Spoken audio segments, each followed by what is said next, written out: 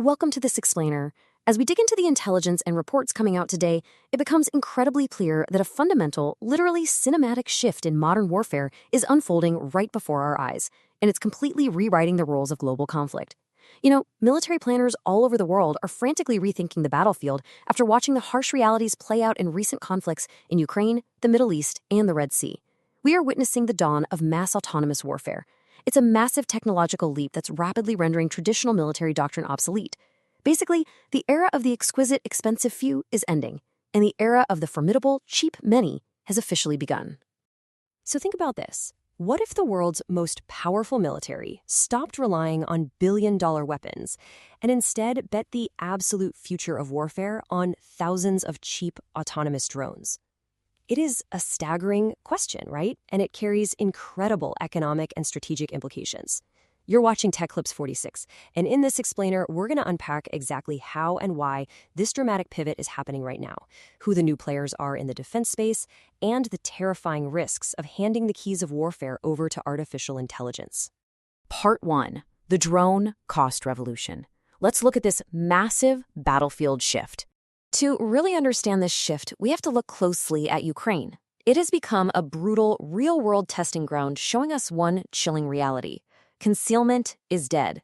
Because of constant, pervasive drone surveillance, there is quite literally nowhere to hide on the modern battlefield anymore. For decades, the assumption was that superior, highly expensive, heavily armored platforms would just always dominate the fight. But cheap drones are proving that assumption fatally wrong. In fact, data shows that drones now account for roughly 70% of Russian casualties in Ukraine. 70%.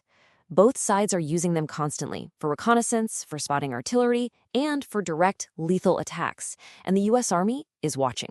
In response, they are flooding their own formations with uncrewed systems. Actually, a July 2025 directive just ordered every single Army squad to be equipped with unmanned systems by the end of 2026. Right now, they're running exercises with over 100 experimental drones per brigade, just desperately trying to adapt to this terrifying new level of battlefield visibility. The absolute core of this problem comes down to devastating cost imbalances. Look at the math here. We are talking about a $400 first-person view, or FPV, kamikaze drone completely neutralizing an $8 to $10 million M1 Abrams tank. This new economic reality means commanders just cannot push heavy armor as far forward as they used to. I mean, why use a massively expensive interceptor like a Patriot missile to shoot down a cheap, expendable piece of plastic? The math simply does not work in favor of legacy weapons anymore. And it's not just about tanks. We're comparing cheap Shahed drones or Switchblade loitering munitions to multi-million-dollar exquisite assets like the F-35 fighter jet or the MQ-9 Reaper drone. The entire economics of war have literally been turned upside down. So exactly how much damage can these cheap little systems actually do? Well, take a look at this number. $7 billion. In June of 2025, during Ukraine's Operation Spiderweb, Ukrainian forces used just 117 cheap FPV drones to strike 5 different Russian air bases. And those 117 drones hit 41 aircraft. We're talking including 2 95 and 2 22 strategic bombers. The total estimated damage? $7 billion. Just let that sink in for a second. Think about what that means for global defense budgets going forward. A handful of consumer-grade electronics strapped to some explosives completely crippled billions of dollars of strategic military assets in one single operation. This right here is exactly why the U.S. military realized it had to adapt, and adapt immediately. Part 2. The Replicator Initiative. The Pentagon's radical new pathway. Facing this existential threat, the Pentagon launched something entirely unprecedented to bypass their own famously slow procurement methods. They are now focusing entirely on a new strategy, and it revolves around this word, attributable. This means a system is expected to be reusable, sure, but losing it during a mission is an operationally manageable problem. You literally expect to lose them. Attributability is a core strategy now, not just a price point. It requires a massive shift in risk tolerance for the military. Commanders have to be prepared to lose a substantial fraction of their uncrewed inventory without it jeopardizing the overall mission success. It means they're finally accepting the 90% solution instead of waiting decades for exquisite, flawless integration. So how on earth is the Pentagon moving at this incredible speed? First, you have Replicator 1, which aims to field thousands of autonomous systems in an unheard of 18 to 24 months. To actually pull this off, they committed $1 billion across fiscal years 2024 and 2025.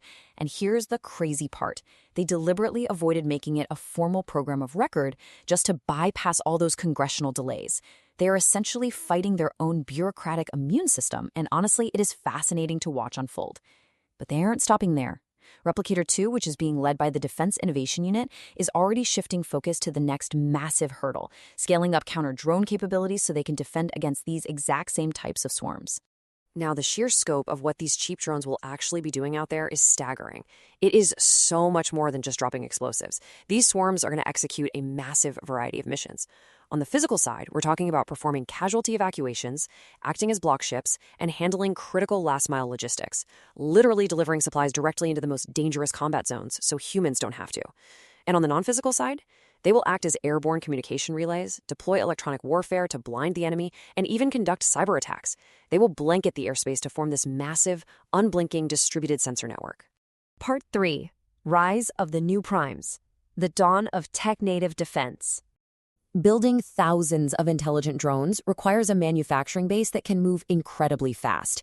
And let's be honest, the legacy defense companies just weren't engineered for this kind of velocity. Historically, your legacy primes, giants like Lockheed Martin, General Dynamics, Northrop Grumman, they've operated by waiting for the federal government to release specific, highly detailed program requirements before they build anything to spec. But these tech-native disruptors, companies like Anduril and Shield AI, they operate with Silicon Valley speed. They don't wait around for marching orders. They take a proactive, software-first approach. They're developing battlefield-ready AI and autonomous solutions, anticipating what the future needs, and then pitching them to the military. It's a total flip of the script. And you know what? The market is actively responding to this massive disruption. Over the past year, the private market forward price for Anduril shares has skyrocketed by 115%, pushing their valuation to an astonishing $52.9 billion as of late 2025. Meanwhile, the public market stalwarts are definitely feeling the heat. General Dynamics saw a modest 11% increase, while Lockheed Martin actually saw a 15% decline over that exact same period. The market isn't blind. It is actively rewarding speed, adaptability, and software supremacy over the old legacy hardware models. Part 4. Commanding the Swarm.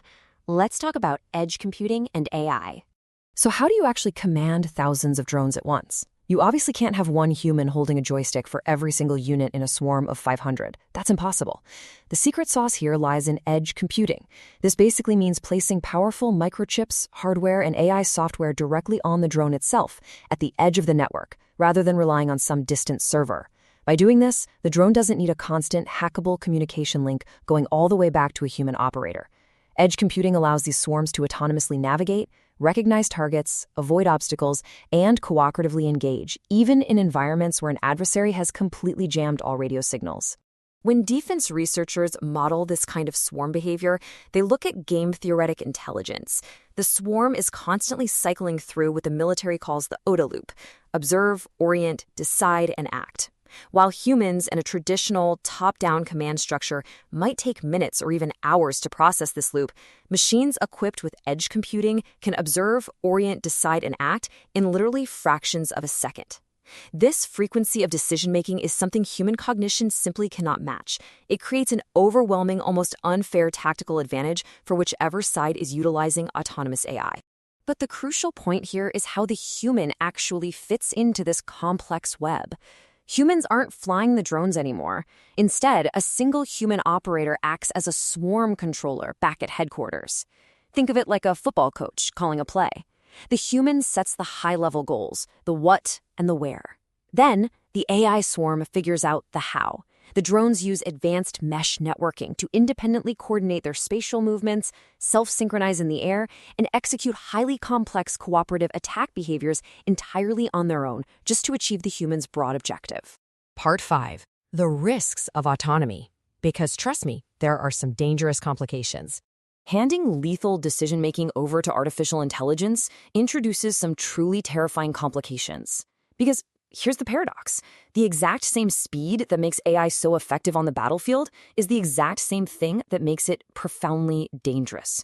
This quote from a recent defense policy analysis should honestly give everyone pause. Human-on-the-loop oversight collapses under realistic operational conditions. We love to think that humans will always be there as a failsafe, right? Just watching over the AI. But the reality is that the compressed decision windows and the extreme speed mismatch between machine operations and human thought systematically transform nominal supervision into dangerous rubber stamping. The humans simply cannot process the incoming data fast enough to meaningfully intervene when a swarm makes a split-second targeting decision. And that lack of genuine human oversight is incredibly risky. Because machine learning models are inherently fragile, they can be easily manipulated by sophisticated adversaries.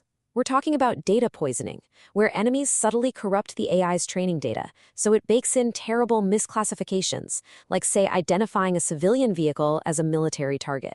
Then there are adversarial inputs, where something as bizarrely simple as putting pieces of tape on a stop sign can completely blind or confuse an AI's image recognition system. Combine this with intense electronic warfare and human automation bias, and then an opponent can easily turn a military's reliance on autonomy from a huge advantage into a highly targetable vulnerability, triggering friendly fire or just total mission failure. So as we look toward a future battlefield, one defined by satellite surveillance, autonomous ships, and robotic ground vehicles, all coordinating seamlessly with swarms of AI, one thing is absolutely certain: warfare will never, ever be the same. The era of exquisite multi-billion-dollar legacy platforms is rapidly making way for mass-produced attritable systems. The next great military revolution may not belong to the nation with the largest army, the heaviest tanks, or the most expensive fighter jets, but to the one that can deploy intelligence at the absolute lowest cost. Which leaves us with this final, critical thought. Will cheap AI drones permanently redefine warfare and make all our legacy platforms completely obsolete? Or will new counter-drone defenses, electronic warfare, and cyber capabilities emerge fast enough to neutralize this threat before the swarm takes over entirely? What do you think about the Pentagon's Replicator Initiative and the sudden rise of autonomous weapons? Let us know your thoughts in the comments below. And if you found this explainer valuable, don't forget to subscribe to TechClips 46 for more deep dives into the technology shaping our world. Thanks for watching, and we'll see you in the next one.